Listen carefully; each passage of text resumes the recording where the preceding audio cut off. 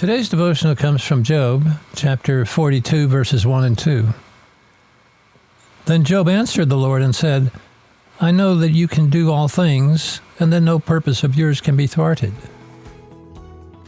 During the Cold War, tension existed between the United States and Russia. The posture at that time that the United States took was one of mutual assured destruction, or MAD for short. This was the philosophy that if either country initiated a nuclear attack on the other, the retaliation would be so great that it would deter either nation from attacking the other. The core of MAD is what is known as the triad of nuclear deterrence. The triad consisted of land-based intercontinental ballistic missiles, submarine-launched ballistic missiles, and heavy bombers.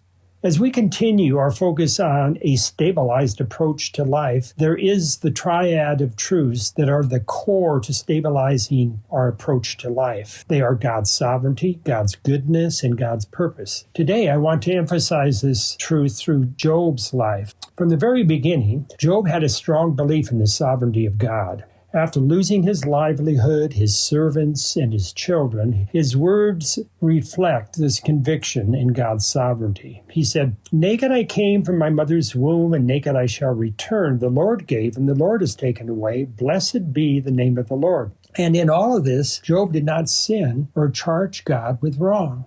Job's conviction in the sovereignty of God brings Job to a point of disillusionment with God. Job is struggling with his understanding of who God is. What is happening to him is shattering his perception of God. He is struggling with the second truth of God's triad, the truth that God is good. Now, good, as I'm using it here, includes many of the other attributes we rightly associate with God, like his compassion, mercy, justice, and kindness. Job's confidence in God is shaken because of what is happening to him. So Job's story is a journey toward a deeper understanding of who God is. None of us has a corner on our understanding and knowledge of God. In that sense, it is good that God sovereignly brings about circumstances that shatter our wrong perception of him. At the end of Job, God confronts Job with these words, Shall a fault finder contend with the Almighty? He who argues with God, let him answer it. Will you even put me in the wrong? Will you condemn me that you may be in the right? Have you an arm like God? And can you thunder with a voice like his? God then takes Job on a tour of all that he has created and asks God if he can do these things. After that, Job is brought to a point of acknowledging his sin and accusing God of being unfair.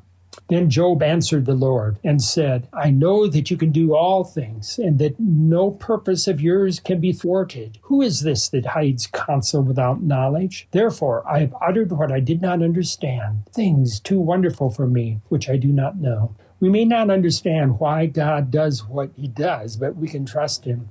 In the end, God does not answer Job's questions. What he does is reveal himself to Job. God reveals his wisdom, his power, and his personal attention in all that he has created. Although we cannot understand fully who God is, we can trust that he is both sovereign and good, and he has a plan.